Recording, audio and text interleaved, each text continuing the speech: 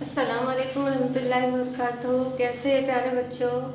चलिए आज हम जो है तो फिफ्थ जमात जो पंचम का मजमून उर्दू सबक नंबर 6 गप्पेबाजी की सज़ा। ये बहुत ही दिलचस्प सबक है जो है तो असमत चुगदाई ने लिखा हुआ है, जो कि असमत चुगदाई ने लिखा है। बहुत ही मज़ा ये सबक है। देखिए किस तरह से झूठ बोलने पर बातें बनाने वालों को किस तरह सज़ा मिलती है, इस सबक में बयान किया गया है। पहले तो मैं आप लोगों को इसके लिखने वाले मुसन्निफ की पहचान कराती हूँ। असमत चुगदाई, इनकी पैदाइश 21 अगस्त सन 1915 को हुई और इनका इंतकाल 24 अक्टूबर सन 1991 को हुआ। असमत चुगदाई बदायूं में पैदा हुई। इनका खानदानी नाम असमत खानम चुगदाई है। असमत चुगदाई अफसाना निगार की हैसियत से मशहूर है। किस हैसियत से? अफसाना निगार। कलिया, शैतान, चूटे और छुई मुई इनके अफसानों के मजमू हैं। टेढ़ी लकीर और एक खतरा खून इनके मशहूर नावल है। उनकी कहानियों में ख़वातीन की बोलचाल, रहन सहन और उनकी ख्वाहिशों और तमन्नाओं की भरपूर अक्कासी मिलती है। गप मारना बुरी आदत है, बहुत बुरी आदत है ना, आप लोगों को मालूम है। अगर कोई शख्स गप्पेबाजी में मशहूर हो जाए तो फिर उसकी सच्ची बातों का भी लोग यकीन नहीं करते। इस सबक में एक ऐसे ही बच्चे की कहानी है जो अक्सर गप्पे मारा करता और बड़ों के मना करने के बावजूद अपनी इस आदत से बाज न आता था। इस आदत की बिना पर एक दिन वो बड़ी मुश्किल में फंस जाता है। तो झैल का सबक जो है तो इस पर भी है कि किस मुश्किल में फंसता है वो देखिए। झैल का सबक जो बच्चों के लिखे गए इनके नावल 3 अनाड़ी से लिया गया है। ये जो सबक है तो असमत चुगदाई के नावल 3 अनाड़ी से लिया गया है। अब देखिए एक बच्चा है जिसका नाम है बबलू। बबलू को हमेशा से गप्पे मारने का शौक था। ऐसी हाँकते कि बस क्या बताइए। एक दिन कहने लगे, आइसलैंड में बर्फ ही बर्फ होती है, लोग बर्फ के घरों में रहते हैं, वहाँ बर्फ की सड़कें, बर्फ के सिनेमा घर, बर्फ के स्कूल होते हैं, वहाँ सब पेड़ बर्फ के होते हैं, आइसक्रीम की नारंगिया, केले, नाशपातियाँ, अमरूद, अनन्नास और आम होते हैं, वहाँ भेड़े और बकरियां चॉकलेट आइसक्रीम की होती है और बर्फ की लाल लाल आग पर बर्फ की रोटियां पकती है। बेवकूफ, बर्फ की कैसे आग सुलग सकती है? जम्मू से ज्यादा जब्त ना हो सका। अब बबलू के साथ जो तो जम्मू बैठा हुआ था, तब जम्मू को जब्त ना हो सका, मतलब उसको अपने आप को रोक ना सका और कहने लगा, बेवकूफ, बर्फ की कैसे आग सुलग सकती है? अब जो तो बबलू गप्पे हाँकने में 1 नंबर थे। कहने लगे, जलती है, हमें मालूम है। अब नहीं बेटे, बर्फ की आग नहीं जलती। अब्बा ने निहायत आलमाना अंदाज में ऐनक के ऊपर से झाँक कर समझाया, यानी आलिम जैसे समझाया कि नहीं बेटे, बर्फ की आग नहीं जलती। तो बबलू जो तो बिगड़ गए। नहीं अब्बा, जलती है, तुम निहायत बेवकूफ हो, निरे अहमक। अब्बा ने डांट कर साबित कर दिया कि बबलू गप हाँक रहा है। अब बबलू का बहुत मजाक उड़ा और एकदम से उनकी गप्पेबाजी की धूम मच गई। अब तो ये हाल हो गया कि अगर बबलू कहते, अम्मा हमें भूख लगी है, तो कोई यकीन ना करता। देखे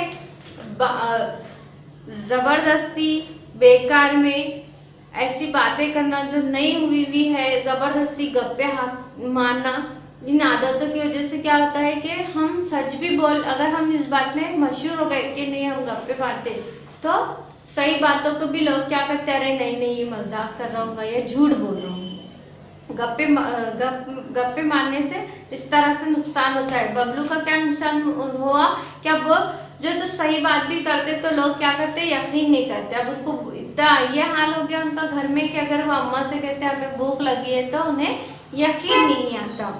एक दिन जब बबलू अपने कमरे में सोने के लिए गए तो वहां से सरपिट दौड़ते हुए आए, यानी इतनी तेजी से दौड़ते हुए वापस आए वो, और दादी अम्मा की गोद में चढ़ गए, यानी दादी अम्मा के पास बैठ गए। और तो डरे हुए थे वो, तो दादी अम्मा बोली, ए बबलू, सोते क्यों नहीं, जाओ अपने कमरे में। तो बबलू क्या कहने लगा, नहीं। क्यों? दादी अम्मा ने कहा क्यों? तो बबलू कहने लगे शेर। दादी कहने लगी शेर? कैसा शेर? तो बबलू ने कहने लगा शेर, इतना बड़ा शेर, जितने हाथ उसके फैल सकते थे बबलू ने फैलाया। इतना बड़ा यानी इतना बड़ा शेर। अब जब अब्बा जान को गुस्सा आ गया, कहाँ है शेर? और गुस्से में अब्बा जान ने पूछा, कहाँ है शेर?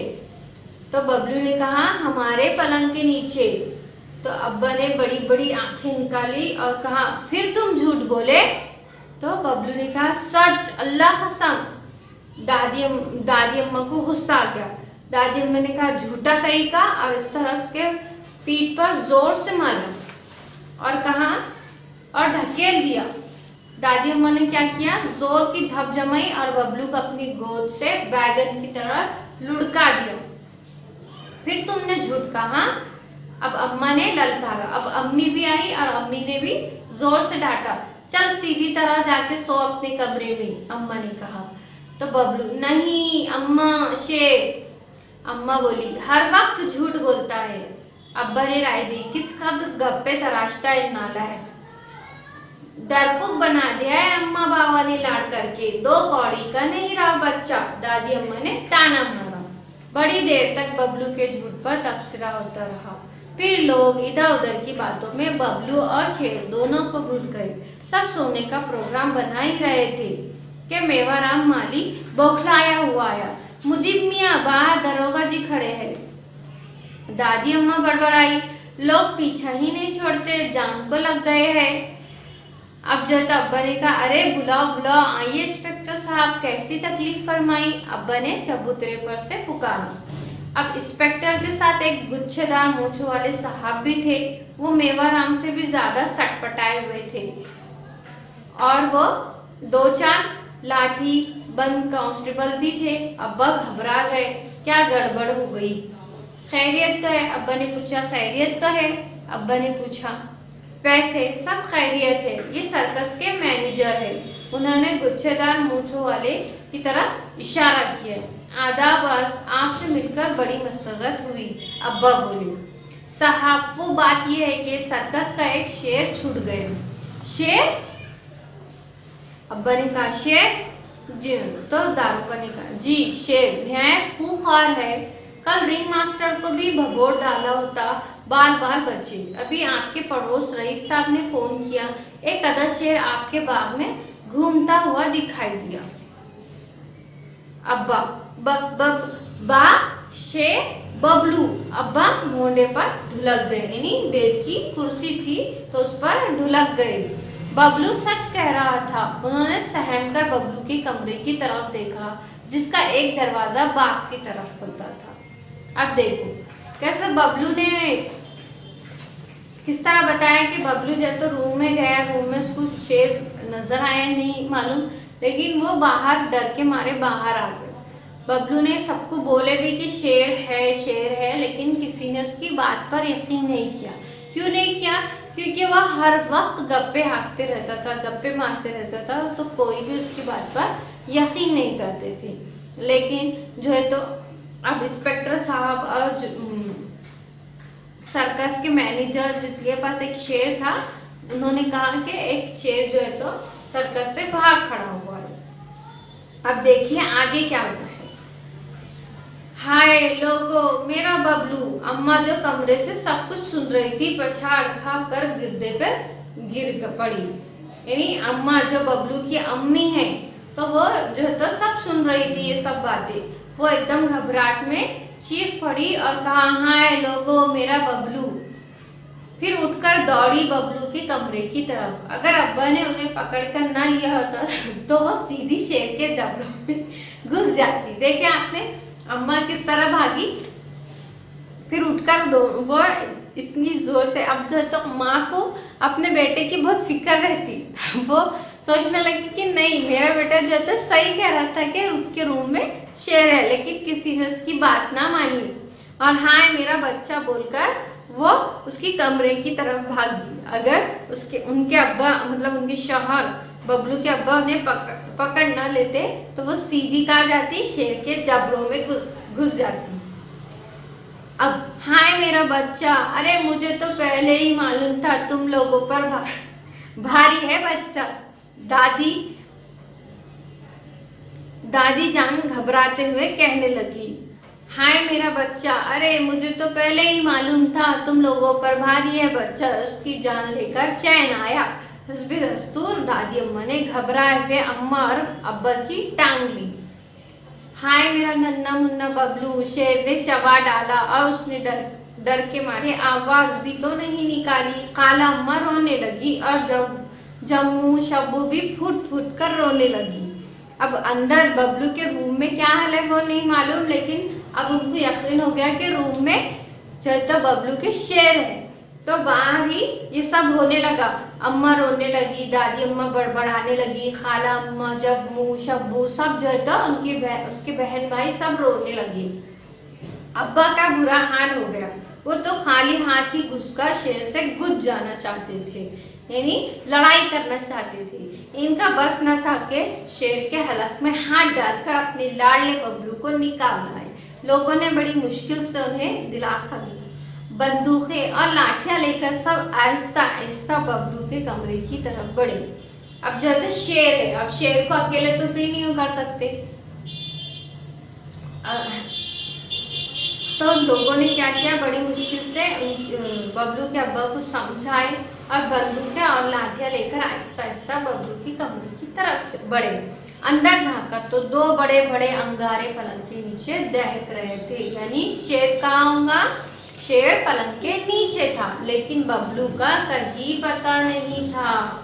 घर में कोहराम मच गया। कोहराम मच जाने यानी हंगामा हो गया। सर्कस के मैनेजर पिंजरा साथ लाए थे। बड़ी मुश्किल से शेर को पिंजरे में डाला गया।